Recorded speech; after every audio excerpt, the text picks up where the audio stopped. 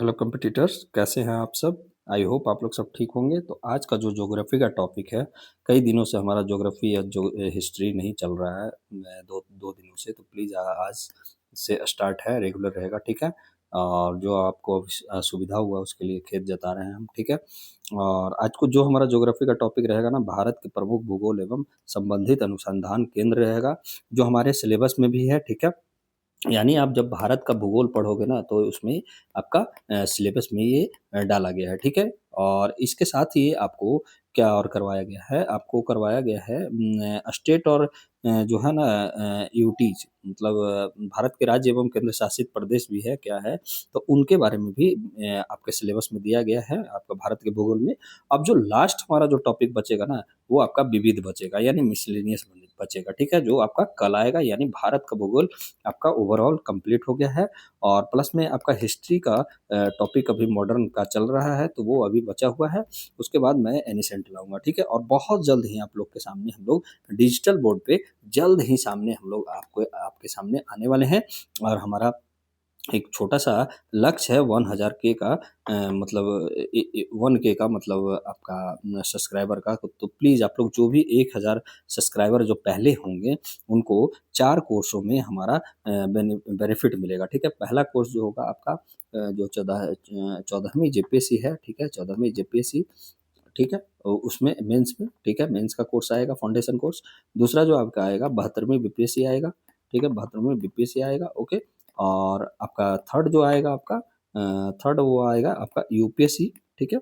UPSC आपका 2027 और 28 का बैच आएगा, ठीक है। और फोर्थ जो आएगा वो आपकी मांग रहेगा, यानी डिमांड रहेगा। डिमांड जिस जिस चीज़ का ज़्यादा रहेगा, वो आपका कोर्स आएगा। तो ये चारों कोर्स में आपको क्या होगा, जो 1000 हमारे पहले सब्सक्राइबर होंगे ना, उनके लिए क्या होगा कि वैप्स एकेडमी की तरफ से जो हमारा चैनल है आपका, variety of exam pattern with strategy, ये चैनल, वो इसी के तहत आपको क्या है छूट दिया जाएगा, ठीक है। तो आगे बढ़ते हैं बिना कुछ देर किए हुए। अगला जो हमारा क्या है मुद्दा है कि भारत के प्रमुख भूगोल एवं संबंधित अनुसंधान केंद्र, ठीक है। तो पहला जो केंद्र है हमारा कौन सा है, भारतीय सर्वेक्षण विभाग, जिसको इंग्लिश में बोला जाता है आपका सर्वे ऑफ इंडिया, ठीक है। सर्वे ऑफ इंडिया, इसकी स्थापना कब हुआ था, तो 1767 में हुआ था। मुख्यालय कहाँ है, तो देहरादून में। तो याद रखिएगा, इसका जो स्थापना हुआ था 1767 में हुआ था और देहरादून में है मुख्यालय इसका। भारतीय सर्वेक्षण विभाग, ठीक है। भारत के नक्शे बनाना है, सर्वेक्षण कार्य करना है। भारत का सबसे पुराना जो वैज्ञानिक विभाग है, वो यही है आपका भारतीय सर्वेक्षण विभाग, यानी सर्वे ऑफ इंडिया, ओके। दूसरा कौन सा है हमारा, भारतीय अंतरिक्ष अनुसंधान संगठन, यानी इसरो है आपका। कब बना था ये, 1969 में। इसके मुख्यालय जो हेडक्वार्टर है वो कहाँ है आपका, बेंगलुरु में है। कार्य क्या करता है, जैसे सैटेलाइट हो गया, रिमोट सेंसिंग हो गया, अंतरिक्ष अनुसंधान, ये सब काम ये करता है, ठीक है।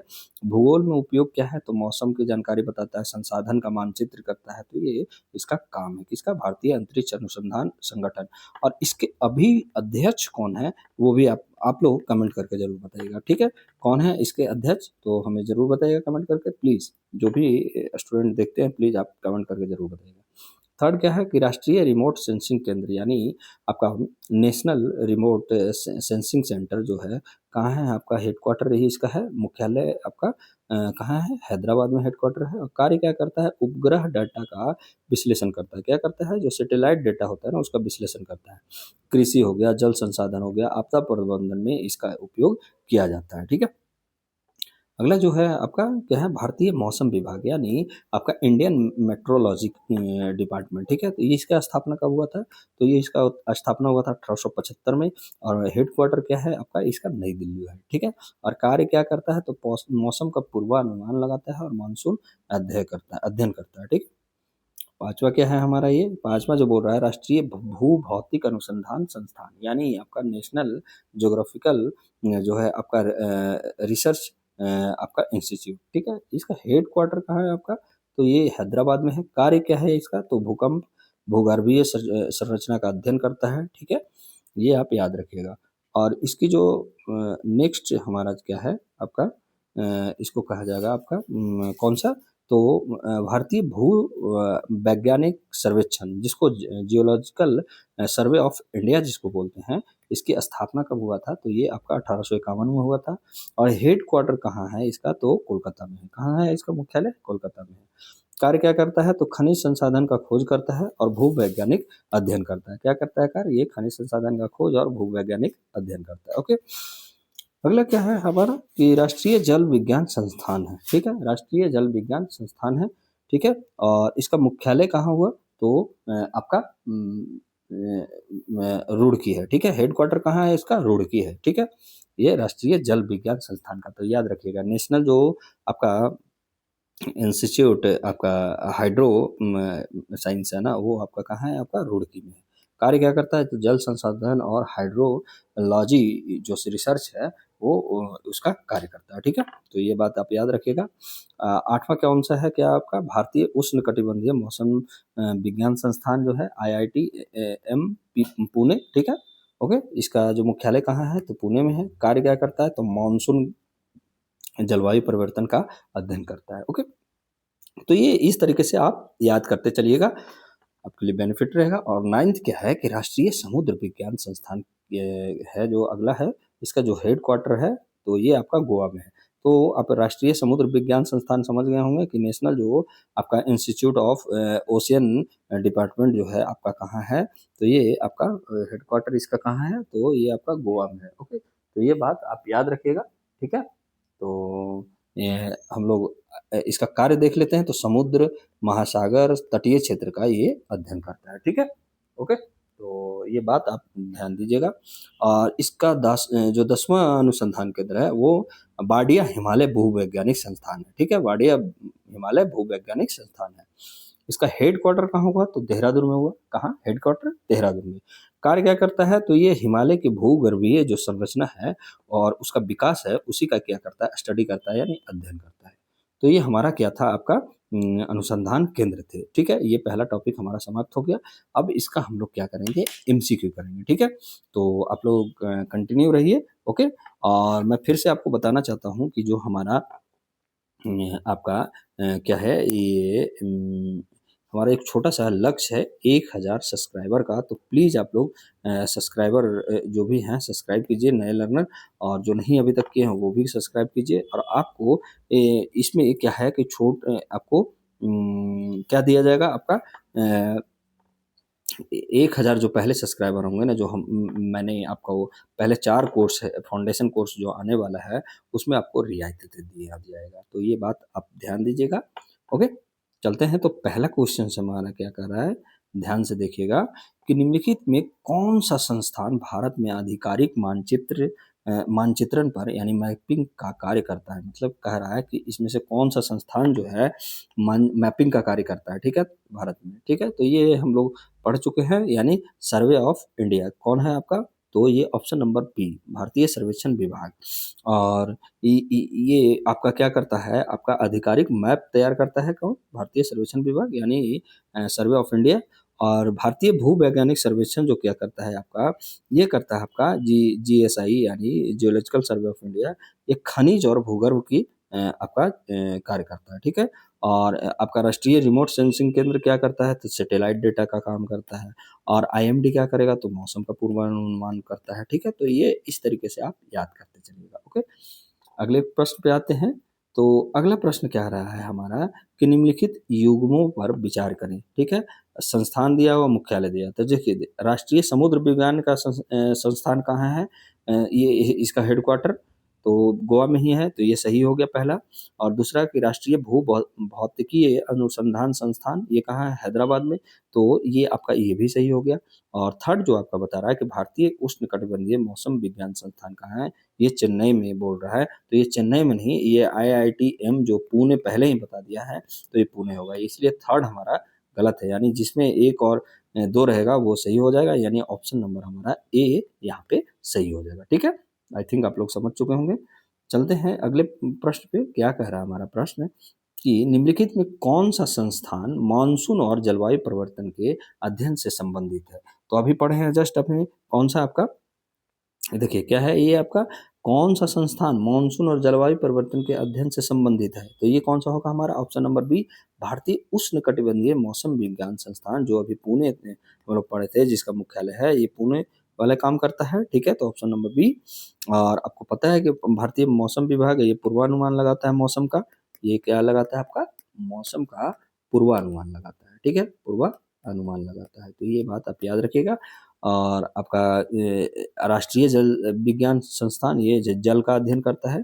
ठीक है, और भारतीय सर्वेक्षण विभाग आपका मैपिंग का काम करता है, यानी मानचित्रण का काम करता है। तो इस तरीके से आप याद करते चलिएगा ना, जब मैं क्वेश्चन आपको करवा रहा हूँ, तो आपको ओवरऑल टॉपिक का एक कंसेप्ट क्लियर होगा। ओवरऑल आपको फिर किस तरीके से क्वेश्चंस बन सकते हैं वो भी आपको क्लियर होते जाएगा। ठीक है, बस बी केयरफुल, आप लोग ध्यान दे दीजिएगा और चलते रहिएगा। ठीक है, साथ में। ओके, अगले प्रश्न में चलते हैं। कह रहा है ये कि निम्नलिखित कथनों पर विचार करें। ठीक है, पहला कथन क्या कर रहा है कि भारतीय भारतीय जो अंतरिक्ष अनुसंधान संगठन है, यानी इसरो जो है, रिमोट सेंसिंग सैटेलाइट संचालित करता है। क्या ये ऐसा करता है? तो ये आप याद रखिएगा, रिमोट सैटेलाइट सेंसिंग सैटेलाइट संचालित करता है। राष्ट्रीय रिमोट सेंसिंग केंद्र जो है आपका, एनआरएसएस जो है, एनआरसी उपग्रह डेटा का विश्लेषण करता है। क्या ये ऐसा करता है? तो ये आप याद रखिएगा, ये दोनों काम करता है। तो यानी ऑप्शन नंबर सी हमारा यहाँ पे सही हो जाएगा। ठीक है, ऑप्शन नंबर सी हो जाएगा।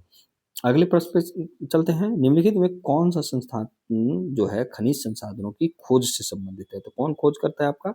तो बी करता है, भारतीय भू वैज्ञानिक सर्वेक्षण, यानी जियोलॉजिकल सर्वे ऑफ इंडिया। ठीक है, ऐसे एनआईओ का जो काम है, राष्ट्रीय समुद्र विज्ञान का काम है, आपका क्या काम है ये आपका?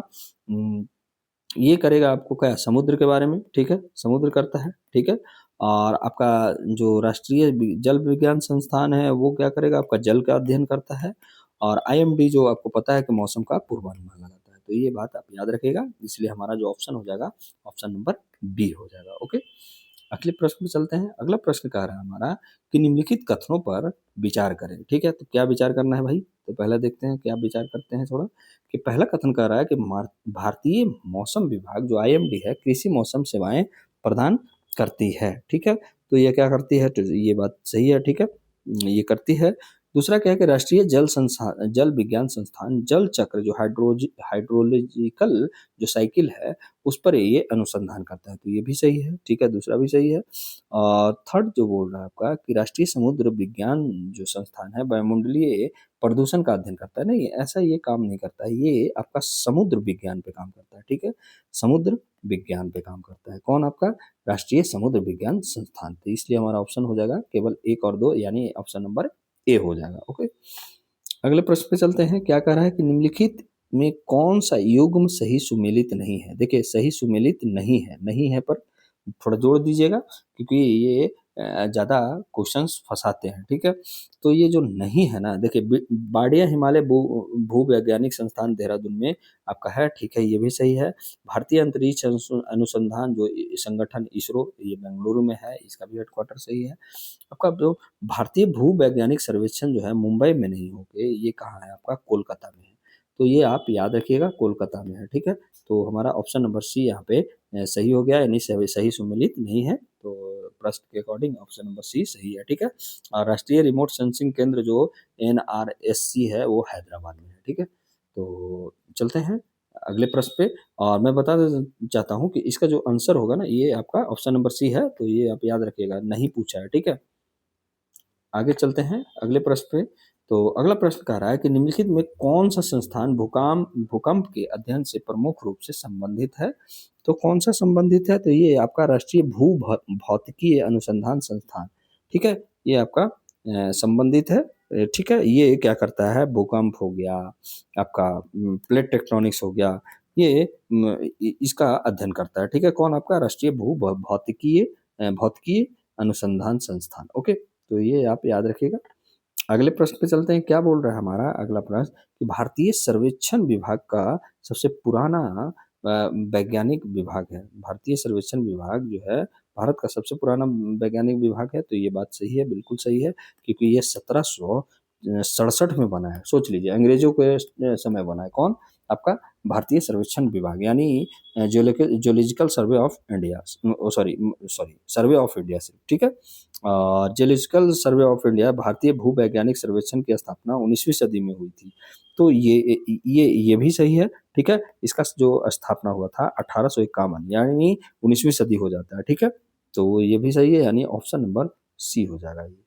ओके, अगले प्रश्न पे चलते हैं। क्या कह रहा है कि निम्नलिखित में कौन सा संस्थान सैटेलाइट आधारित संसाधन मानचित्रण में प्रमुख भूमिका निभाता है।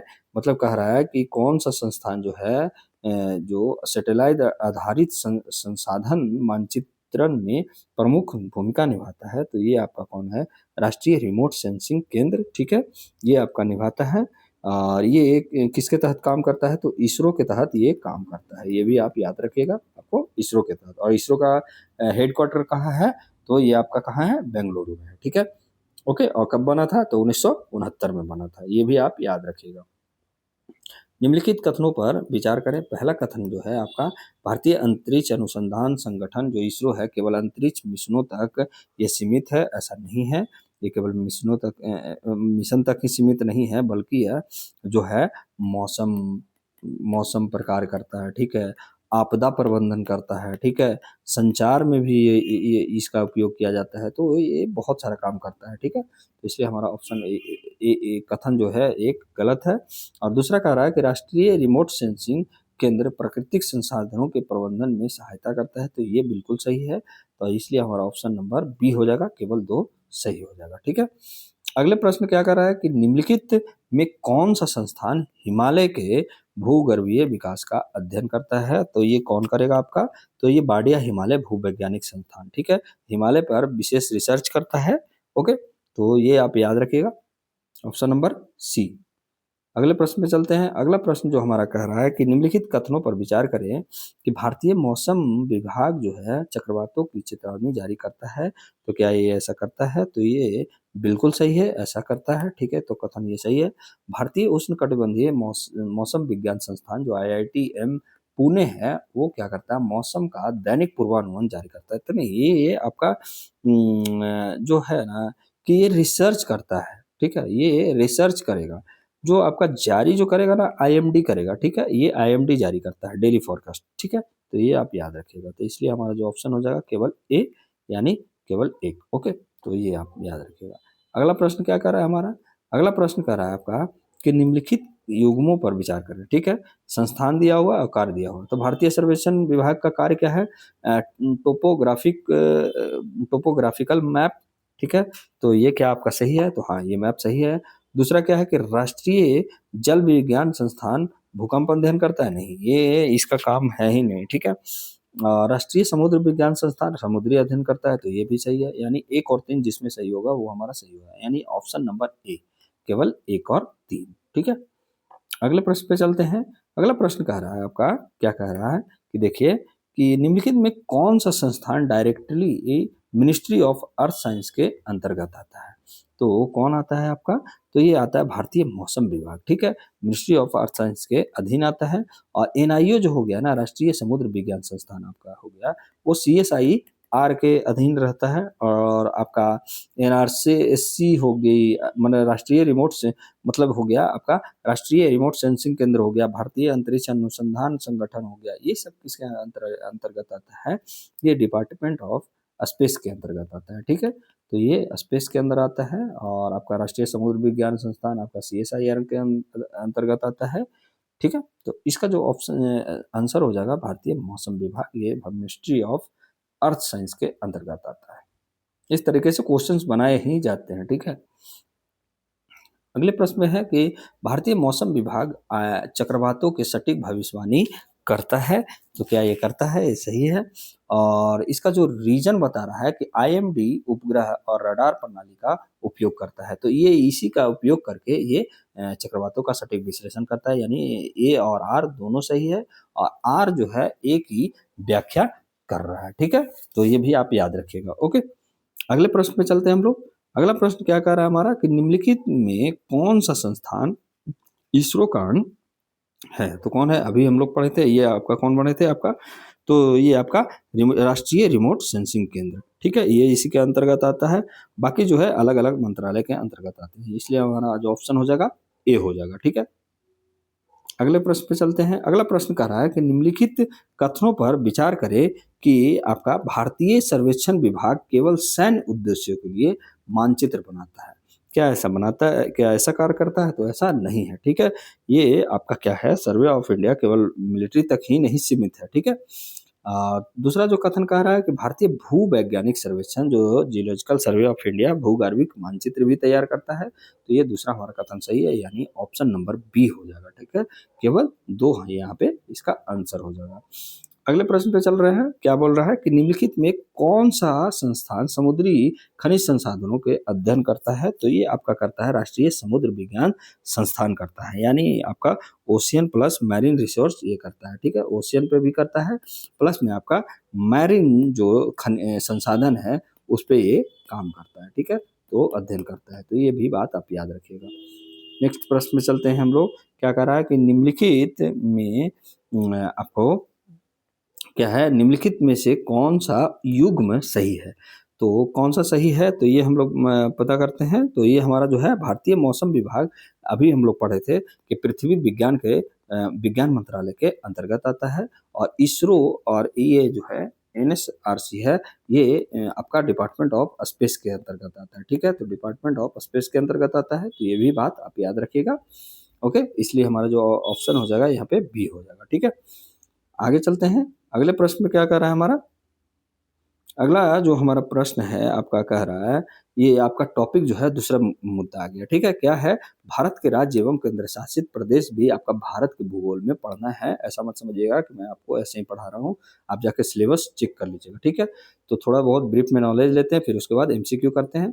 और उससे बढ़ने से पहले आपको मैं बता देता हूँ कि हमारा 1000 का सब्सक्राइबर का एक लक्ष्य है, तो प्लीज़ आप लोग जल्दी से जल्दी सब्सक्राइब कीजिए। और हमारे जो 4 फाउंडेशन कोर्स आने वाले हैं बहुत ही जल्द, आपको जल्द ही हम लोग डिजिटल बोर्ड पे भी आने वाले हैं। और हमारे ऐप में फाउंडेशन कोर्स लॉन्च होने वाला है, 4 कोर्स लॉन्च होने वाले हैं। उसमें आपको जो भी 1000 जो हमारे पहले सब्सक्राइबर होंगे उनके लिए इस कोर्स में आपको रियायत दिया जाएगा, यानी गिफ्ट दिया जाएगा, ओके। अब यहाँ पे पढ़ते हैं भारत का राजनीतिक विभाजन क्या है। कुल 28 राज्य है, कुल केंद्र शासित प्रदेश जो है 8 है। तो आप याद रखिएगा, स्टेट अगर पूछा जाता है, बहुत कंफ्यूजन होता है कि कितने स्टेट हैं अभी, तो 28 है। और यूटी जो है यूनियन टेरेटरी, वो कितने हैं आपका 8 है, ठीक है। तो ये आप याद रखिएगा। राज्य क्या होता है, तो राज्य वो इकाई है जिनके पास स्वयं की निर्वाचित सरकार होती है। मुख्य विशेषता क्या होता है, तो यहाँ पे मुख्यमंत्री प्लस राज्यपाल दोनों होता है। और राज्य सूची के विषयों पर अधिकार इनका होता है। और ज़्यादा आपको इसके बारे में जानकारी लेना है तो पॉलिटी का जो मैं एमसीक्यू करवा चुका हूँ, वो आप जाके वहाँ पे पॉलिटी एमसीक्यू कीजिएगा। पूरे तरीके से मैं राज्य के बारे में भी और राज्य सरकार के बारे में बहुत अच्छे से मैं पढ़ा चुका हूँ, ठीक है। तो आप जाइएगा, मेरा प्लेलिस्ट बना हुआ है, ठीक है, ओके। और ये क्या है, संविधान के अनुसार स्वायत्तता मिलता है। और कुछ महत्वपूर्ण राज्य है, जैसे आपका उत्तर प्रदेश हो गया, सबसे अधिक जनसंख्या वाले राज्य हो गया, ये भी आप याद रखिएगा, क्वेश्चन इस तरीके से फंसा सकता है। राजस्थान क्षेत्रफल में सबसे बड़ा है। गोवा सबसे छोटा राज्य है, ठीक है। सिक्किम 1975 में भारत में शामिल हुआ था, तो ये भी आप याद रखिएगा। और केंद्र शासित शासित प्रदेश जो होता है, यूनियन टेरिटरी जो होते हैं, उसके बारे में पढ़ते हैं। तो ये सीधे केंद्र सरकार द्वारा शासित होते हैं। मुख्य विशेषता होता है कि इसमें प्रशासक या उपराज्यपाल, यानी इसको आपका एलजी कहा जाता है, ठीक है। लेफ्टिनेंट गवर्नर जो होता है आपका, लेफ्टिनेंट गवर्नर बोला जाता है, जिसको लेफ्टिनेंट गवर्नर बोला जाता है, वो यहाँ पे होता है, ठीक है, उपराज्यपाल होता है, ठीक है। कुछ यूटी में विधानसभा होती है, जैसे आपका ये आपका हो गया, आपका पुडुचेरी हो गया, नई दिल्ली हो गया, ठीक है। ये सब केंद्र शासित प्रदेश में आपका क्या है कि विधानसभा भी है यहाँ पे, ठीक है। भारत के 8 केंद्र शासित जो प्रदेश हैं, वो उनके बारे में थोड़ा सा हम लोग देख लें। जैसे देखिए, अंडमान और निकोबार द्वीप समूह, और आपका चंडीगढ़ दूसरा हो गया, दादर और नागर हवेली और दमन और दीव जो आपका थर्ड हो गया। दिल्ली राष्ट्रीय राजधानी क्षेत्र जो है आपका, लक्षद्वीप हो गया, पुडुचेरी हो गया, जम्मू कश्मीर हो गया और लद्दाख हो गया। ये 8 जो है आपका क्या है, आपका चंडीगढ़ एक, सॉरी, अंडमान निकोबार एक हो गया, चंडीगढ़ आपका दूसरा हो गया, थर्ड आपका हो गया दादर और नागर हवेली और दमन और दीव, ठीक है। और फोर्थ आपका हो गया दिल्ली राष्ट्रीय राजधानी क्षेत्र, फोर्थ आपका लक्षद्वीप हो गया, फिफ्थ आपका पुडुचेरी हो गया, और सिक्स्थ आपका जम्मू कश्मीर हो गया, और आपका सात हो गया लद्दाख हो गया। ठीक है, तो ये आप याद रखिएगा, ये 8 आपका क्या है आपका यूटीज है। ठीक है, अगले जो है आपका सीधे इसमें प्रश्न लगा दिया गया है। तो प्रश्न हम लोग देखते हैं कि क्या हमारा प्रश्न कह रहा है। तो यहाँ पे जो प्रश्न कह रहा है ना आपको कि निम्नलिखित कथनों पर विचार करें। क्या है, भारत में सभी केंद्र शासित प्रदेशों में विधानसभा होती है। अभी मैं बताया कि कुछ ही केंद्र शासित प्रदेशों में विधानसभा होगी, तो यहाँ पे गलत है ये हमारा कथन। दिल्ली जो राष्ट्रीय राजधानी क्षेत्र में आंशिक राज्य का दर्जा प्राप्त है। तो क्या है, ऐसा है, आंशिक राज्य का दर्जा प्राप्त है, तो ये सही बात है। अब पुडुचेरी में भी विधानसभा है, जो मैं आपको बताया, तो ये भी सही है, थर्ड भी। तो यानी केवल ए हमारा सही है, यानी केवल 2 और 3 हमारा सही हो जाएगा। ठीक है, अगले प्रश्न पे चलते हैं। क्या बोल रहा है आपका कि निम्नलिखित कथन में से निम्नलिखित में कौन सा युग्म आपका सही सम्मिलित है। तो कौन सा युग्म सही सम्मिलित है, तो ये हम लोग देखते हैं। तो जम्मू कश्मीर और कश्मीर, ठीक है, विधानसभा है। ठीक है, लद्दाख चंडीगढ़ आपका विधानसभा नहीं है, आपका न लक्षद्वीप में है। ठीक है, तो जम्मू कश्मीर में भी विधानसभा है, वहाँ भी मुख्यमंत्री बनाए जाते हैं। अभी कौन है आपका जम्मू कश्मीर के मुख्यमंत्री, जरूर बताइएगा। ठीक है, आप कमेंट बॉक्स में जरूर बताइए। ठीक है, देखते हैं आप लोग कितना पढ़ते हैं। ठीक है, दूसरा क्या है, अगला प्रश्न है कि निम्नलिखित कथनों पर आप विचार कीजिए। पहला क्या है, राजस्थान क्षेत्रफल के दृष्टि से सबसे आपका भारत का सबसे बड़ा राज्य है, तो ये सही है। गोवा जनसंख्या के दृष्टि से सबसे छोटा राज्य है। ठीक है, तो ये भी सही है। और उत्तर प्रदेश क्षेत्रफल के दृष्टि से सबसे बड़ा राज्य है, नहीं, ये आपका क्षेत्रफल से नहीं, पॉपुलेशन के आधार पर ये आपका सबसे बड़ा राज्य है। ठीक है, तो ये आप याद रखिएगा, यानी ऑप्शन नंबर ए केवल 1 और 2 हमारा सही हो जाएगा। ठीक है, अगले प्रश्न पे चलते हैं। क्या बोल रहा है आपका, निम्नलिखित में कौन सा केंद्र शासित प्रदेश 2 राज्यों की संयुक्त राजधानी है। तो आप लोग जरूर बताइए। चंडीगढ़ है, सिंपल है। ये किसका किसका है, आपका पंजाब और प्लस आपका हरियाणा जो है आपका उसका है। ठीक है, हरियाणा का है। ठीक है, तो ये चंडीगढ़ मतलब राजधानी है पंजाब और हरियाणा का। ओके, अगले प्रश्न में चलते हैं। क्या बोल रहा है आपका कि निम्नलिखित में कौन सा कथनों पर विचार करें। ठीक है, क्या कर रहा है, निम्नलिखित कथनों पर विचार करें। पहला कथन, तेलंगाना भारत का सबसे नया राज्य है। ये भाई सही है, बात है। ठीक है, तेलंगाना भारत का सबसे नया राज्य है। क्या ऐसा है, तो ऐसा नहीं है। ठीक है, क्योंकि आपका 2020 में आपका क्या है, आपका दादर नागर और हवेली जो है दमन दीव 2020 में एकीकृत किया गया था। ठीक है, तो ये आपका तेलंगाना भारत का सबसे नया राज्य है, तो ये भी सही है।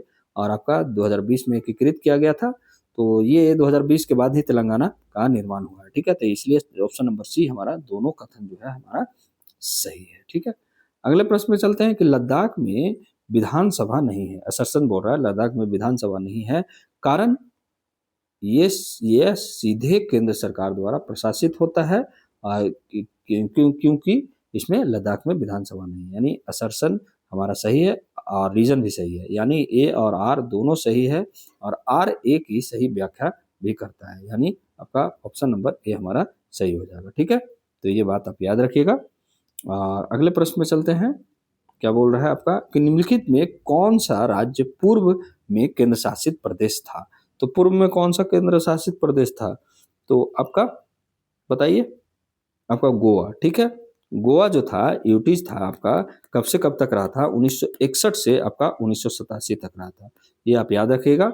और सिक्किम तो आपका 1975 में ही आपको पता होना चाहिए कि सिक्किम राज्य का दर्जा मिला था। हरियाणा छत्तीसगढ़ बहुत पहले ही है। ठीक है, अगले प्रश्न पे चलते हैं। हमारा क्या बोल रहा है प्रश्न कि निम्नलिखित कथनों पर विचार करें। पहला कथन कर रहा है कि अंडमान और निकोबार द्वीप समूह बंगाल की खाड़ी में स्थित है। क्या ऐसा सही है, तो सही है। लक्षद्वीप अरब सागर में स्थित है, तो ये भी सही है, अरेबियन सी में ही है। पुडुचेरी केवल एक सतत क्षेत्र में स्थित है, सतत क्षेत्र में स्थित नहीं है पुडुचेरी, आपको ये अलग अलग भागों में आपका है। ठीक है, तो ये आप याद रखिएगा, तो इसलिए हमारा ऑप्शन नंबर ए हो जाएगा, केवल 1 और 2 हो जाएगा। ठीक है, अगले प्रश्न पे चलते हैं कि निम्नलिखित में से कौन सा राज्य भौगोलिक दृष्टि से भारत का सबसे छोटा राज्य यानी क्षेत्रफल है? तो ये हमारा कौन सा है आपका गोवा है, ठीक है, स्मॉलेस्ट एरिया। और दूसरा पे नंबर पे आता है आपका सिक्किम, ठीक है, पहला आपका गोवा, दूसरा आपका सिक्किम आता है। तो ये भी आप याद रखिएगा, कंफ्यूजन के लिए आपको इस तरीके से भी क्वेश्चंस आपके बनाया जा सकता है कि दूसरा सबसे छोटा राज्य कौन है, तो आपका सिक्किम याद रखिएगा, ठीक है। अगला प्रश्न है कि निम्नलिखित कथनों पर विचार करें। पहला कथन है कि चंडीगढ़ पंजाब और हरियाणा दोनों की राजधानी है, सही बात है। दिल्ली राष्ट्रीय राजधानी क्षेत्र भारत की राजधानी है, तो ये भी सही है, ठीक है। तो अगला जो है हमारा क्या है कि दादर और नागर हवेली दमन और दीव की राजधानी दमन है, ठीक है, तो ये भी सही है, यानी सी हमारा सभी यहाँ पे कथन सही है, 1 2 3 तीनों सही है, ठीक है। अगला प्रश्न पे चलते हैं, क्या बोल रहा है हमारा अगला प्रश्न, क्या निम्नलिखित में कौन सा राज्य भूटान, चीन और नेपाल तीनों देशों के से की सीमा लगा है, ठीक है। तो ये आप याद रखिएगा, कौन है तीनों देश से, तो भूटान से भी, चीन से भी और नेपाल से। तो कौन सा राज्य है हमारा, तो ये हमारा सिक्किम है, कि इसी को आपको क्या कहा जाता है, चिकन नेक का भी कहा जाता है, चिकन नेक इसको कहा जाता है, और ये सेवन सिस्टर का वन ब्रदर भी कहलाता है। तो ये भी बात आप याद रखिएगा, ठीक है। और आपका अरुणाचल प्रदेश जो है ना, यहाँ पे जो है ये सिर्फ आपका कहाँ से लगता है, आपका चाइना और भूटान से लगता है, ठीक है, ये 2 देशों से लगता है। और उत्तराखंड का लगता है चाइना और नेपाल से लगता है, ठीक है, चाइना और नेपाल से लगता है। तो ये भी बात आप याद रखिएगा, ओके। और हमारा सेकंड लास्ट जो क्वेश्चन है आज का, यह है कह रहा है कि निम्नलिखित कथनों पर विचार करें। पहला कथन है कि जम्मू और कश्मीर और लद्दाख का गठन 2019 में हुआ था, तो ये आपका सही है, ठीक है। और दूसरा बोल रहा है कि दोनों केंद्र शासित प्रदेशों में विधानसभा है, तो ऐसा नहीं है, लद्दाख में नहीं है, तो ठीक है, ऑप्शन नंबर ए हमारा सही हो जाएगा, केवल एक, ठीक है। लास्ट क्वेश्चन बोल रहा है हमारा क्या कि असरसन जो है कि तेलंगाना का गठन आंध्र प्रदेश से हुआ, तो ये आपका सही है। और रीजन है कि ये भाषाई आधार पर हुआ, यानी लैंग्वेज के आधार पर बनाया गया था, तो रीजन इसका सही है। तो यानी हमारा जो आपका नहीं भाषाई आधार पर नहीं हुआ था, सॉरी, ये राजनीतिक आधार पर हुआ, ठीक है, राजनीतिक कारण हुआ था, ओके। भाषाई आधार पर तो आंध्र प्रदेश का गठन हुआ था आपका 1953 में, ठीक है, तो ये आप याद रखिएगा, ओके, पहला जो राज्य बना था। तो ये ऑप्शन सी हो जाएगा, ए सही है और आर गलत है, ठीक है। तो आज के लिए बस इतना ही, कैसा लगा ये कमेंट बॉक्स में ज़रूर हमारा फीडबैक दीजिएगा। और एक छोटा सा लक्ष्य है 1000 सब्सक्राइबर का, तो प्लीज़ हमारे सब्सक्राइबर जल्दी से जल्दी कीजिए और आप फाउंडेशन कोर्स में अपना लाभ उठाइए, ठीक है। आज के लिए बस इतना ही, जय हिंद।